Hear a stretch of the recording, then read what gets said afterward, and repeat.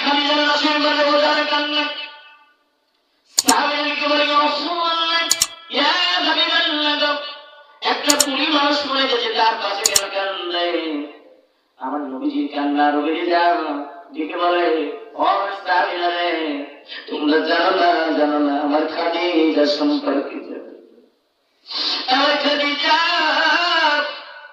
সব সম্পদ করে বিক্রি করে দিই আল্লাহর দ্বীনের জন্য, আনফিকু ফি সাবিলিল্লাহ, আল্লাহর রাস্তায় ওয়াকফ করে দেয়। ইন্নাল্লাহা আশতারা মিনাল মুমিনিনা আনফুসাহুম ওয়া আমওয়ালাহুম বিআন্না লাহুমুল জান্নাহ। নিশ্চয় আল্লাহ জান্নাতের বিনিময়ে ওয়াদা দিয়েছেন, জান্নাত দিয়ে দিবেন। মালিক কিসের বিনিময়ে? জান এবং মালের বিনিময়ে। আমার খাদিজা সম্পদ দিয়ে দেয়। শুধু তাই নয়, যখন আমার খাদিজা কাপড়ের চক্ষু ফাঁকি দিয়ে আমার জন্য হীরা পর্বতের শীতের রাতে খাবার নিয়ে খাদিজা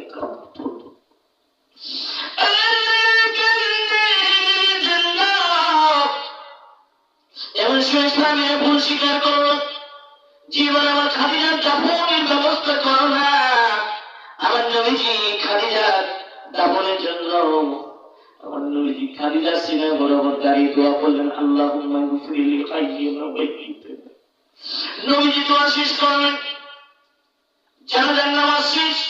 আল্লাহর নবীজি খাদিজার 2 নাম্বার চাওয়াটা পূরণ করলেন।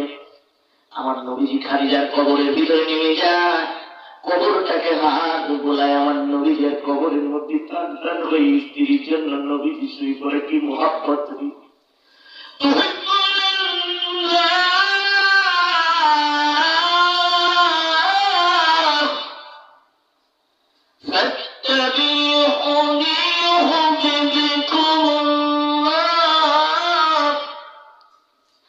যদি তোমরা আল্লাহকে পেতে চাও, আমার নবীরে বেশি মহব্বত ভালোবাসো, নবীর আনুগত্য করো। আতিউল্লাহ ওয়া রাসূল উলিল আমরি মিনকুম।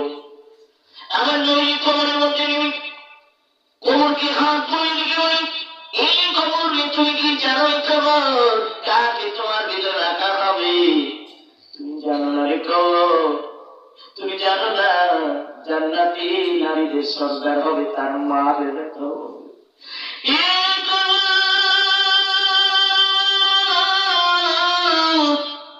তুমি কি জানো এমন একজন ব্যক্তি স্ত্রীর রাখা হবে মহব্বতের বিবি।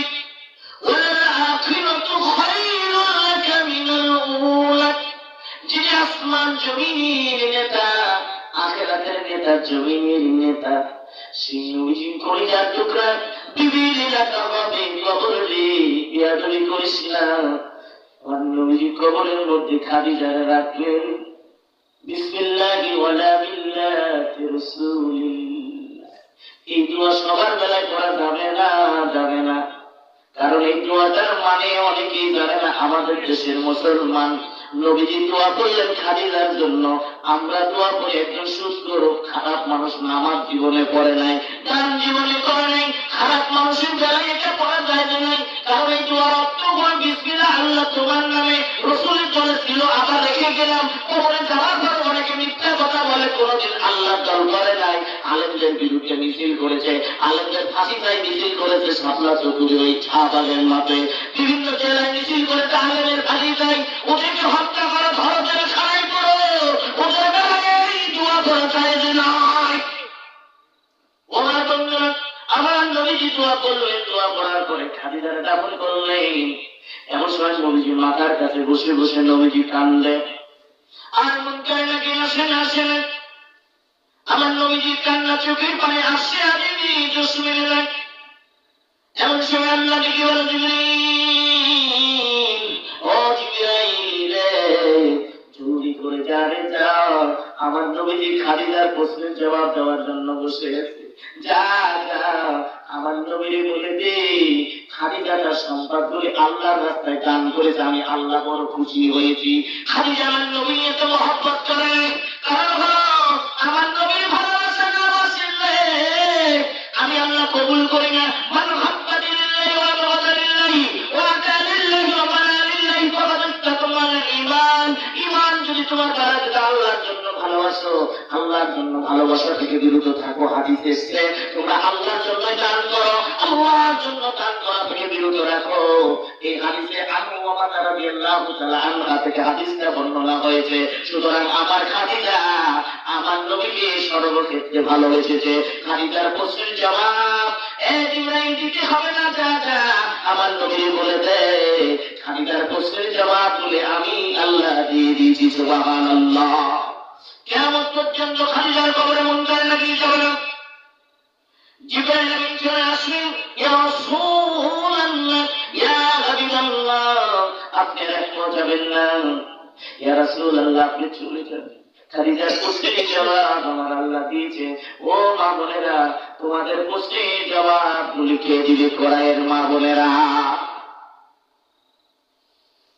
যুবকরা অনেক মা আছে, তাদেরকে ভালোবাসে।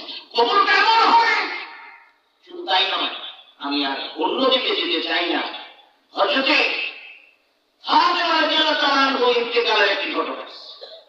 আমরা আজকে ভালোবাসি না স্বামীদেরকে, স্ত্রীদের বলি।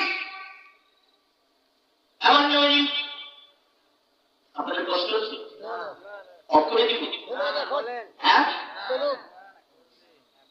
জিকির করি লা ইলাহা ইল্লাল্লাহ, লা ইলাহা ইল্লাল্লাহ,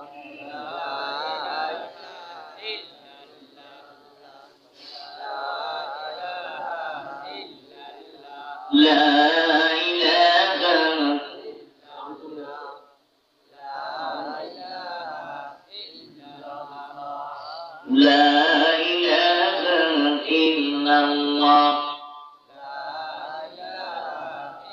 মদিনাতে উঠিছো বসি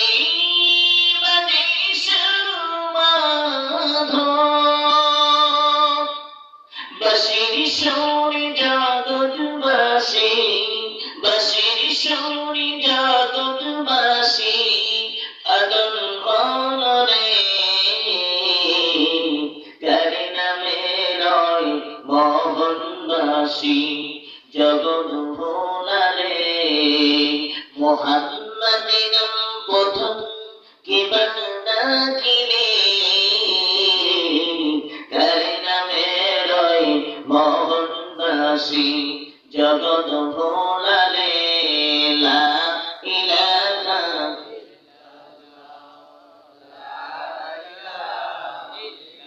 যাদের হৃদয়ে আছে আল্লাহর ভয়, যাদের হৃদয়ে আছে আল্লাহর ভয়, তারা তবু পথ ভুলে যায় না।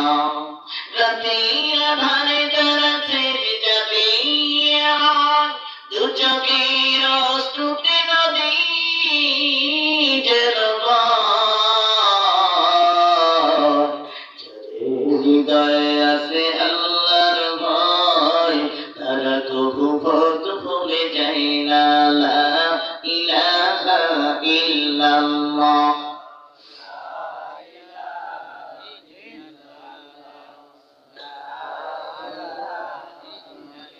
বড় পাপী পাপী লাগে আমার, পাব না জান্নাত কি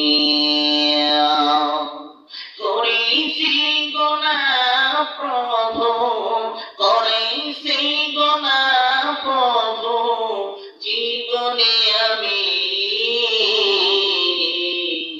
ক্ষমা কি হবে না প্রভু আমারে, ক্ষমা কি হবে না প্রভু আমারে। লা ইলাহা লা ইলাহা ইল্লাল্লাহ,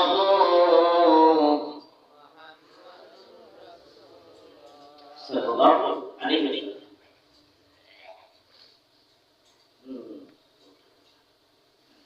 কষ্ট হচ্ছে নাকি? মনে আছে তো? ওয়াজ আছে নাকি? হ্যাঁ, মনে আছে? ওই ডায়াবেটিস না যুবকরা শুনে যায় আজকাল বলে বলে পিটানি লাগলে বউ উল্টা বলে শর্ত ভাত খাবো না। আর এখন ভাত খায় যুবকরা শেষ। আমি মিয়া বলছে আমি ডিজিটাল করতে মিয়া তুই ডিজিটাল করে ব্লু ফিল্ম হাতে ধরে দিতে ছেলে মেয়েদের ঠিক কিনা? আর এখনকার ছেলেরা 12 বছর মা লাইট পালে করে খাওয়ালো, বুকের দুধ খাওয়ালো, 1 বছর বা 6 মাস বা 2 বছর 3 বছর প্রেম করার পর বিয়ে করে আনে বউ গায়ে হয়তো মা বাপ থাকবে না আমি থাকবো, তুই বেশি নে কাজ করবো কাজ চালু এরকম আছে না নাই? আরে আচ্ছা তুই মা বাবাকে না মা সবার কি জানো মায়ের কথা বলতে গেলে আমার চোখে এমনি আমি নকলাতে যখন প্রোগ্রাম করি হিন্দি বই যদি ছেড়ে গেলে মানুষ হিন্দি জানে না মায়ের কথা বলেছে। माँ का बहुत प्यार करेगा, माँ का गर्भ धारण करेगा, माँ बहुत बड़ी प्यार करेगा, माँ तो माँ मोहब्बत करेगा। মা এমন একটা মানুষ নেই, ও যুবকেরা জানো মা কেমন করে আমাদের এই পেটের মধ্যে ধারণ করেছে, মায়ের কেন 3টা হাদিসে আসলো মায়ের 3টা। এই যুবকরে তুমি জানো না আমরা যখন মায়ের গর্ভের ভিতরে ছিলাম তোমরা স্ত্রীর কথা মায়ের গায়ে হাত দাও দিও না মা বাবা তোমার জান্নাত, মা বাবা তোমার জাহান্নাম। কারণ হলো আমার নবীজি বলেছে তোমরা জীবিত অবস্থায় যদি মা এবং বাবার একজনকে পাইলে খেদমত করলে তার জন্য জান্নাত নসিব হয়ে যাবে। এই যুবকের যুবক তুমি আর আমি যখন মায়ের গর্ভে ছিলাম রে, মায়ের গর্ভের ভিতরে আমরা 1বার 2বার মায়ের কোলে যায় লাথি মারি নাই, সায়েন্স টিপিক্যাল কোরআন বলে, স্বাস্থ্য বিজ্ঞানী বলে যায়। ওই জনম দুঃখিনী মা পরিবার ভিতরে আমরা 4,500 বার লাথি মেরেছিলাম। একটা লাঠির কিউআর ছিল 15, একটা লাঠির কিউআর ছিল 1500 কিউআর। ওই মারে লাঠি মারতাম না, আরে কি ধৈর্য দিয়েছে আমার আল্লাহ রে। কারণ হলো 1500 কিউআরের ব্যথায় কিন্তু একজন মানুষ সহ্য করতে পারে, একজন পরিমাণ ব্যথা বেশি হলে মানুষ স্ট্রোক করে মারা যায়। ওই জনম দুঃখিনী মা কে এত ধৈর্য দিল রে যুবক।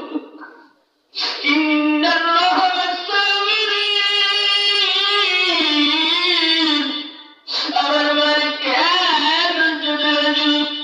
ওই মারে আমরা 4,500 বার লাথি মারলাম। সায়েন্স টিপিক্যাল কোরআন বলে যান একটা লাঠি 4,500 নয় রে নয়, একটা লাঠি যদি কোন সুখিয়রের বাবার করে দেয় কোন সন্তান মেরে দিত, ওই সন্তান ওই বাবা সঙ্গে সঙ্গে স্ট্রোক করে দুনিয়ার জমিন থেকে বিদায় নিত। এর যুবকী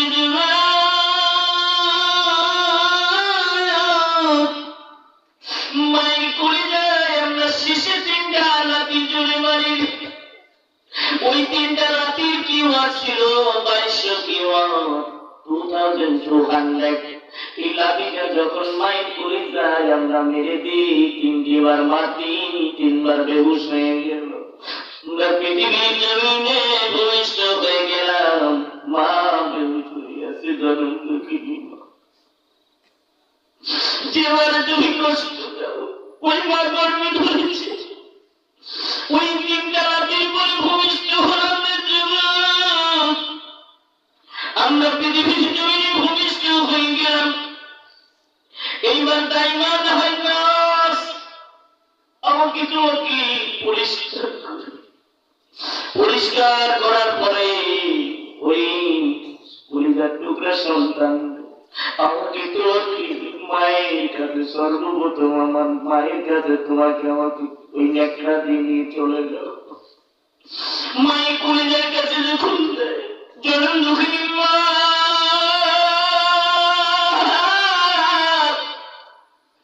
ওই মা আমাদেরকে করে নিয়ে মা জননী মা আমাদেরকে মুখের মধ্যে কপালের মধ্যে ঠোঁটের মধ্যে চুম্বন করে যাব, তার দিকে কি কয় ও আমার সোনা মানিক রে, মাকে এত লাথি মারলাম আমরা 10টি মাসের ভিতরে মা সব ব্যথা গুলে নিমিশে ভুলে যাবে, মারে কষ্ট বেশি যাবে জীবন। এই যুবক তুমি জানো না, যদি মা বাবার আগে কোন সন্তান মরে যায়, বাবার কবরস্থানে যে দাফন করে আসি, বাবার কিছু হইলে কিতাব লিখে যায়, যদি মাকে সন্তানকে দাফন করার জন্য কবরে পাঠানো হতো, ওই জনম দুঃখিনী মা আমাকে তোমাকে কবরে রাখলে কি সন্তানের সঙ্গে মা নিজে দাফন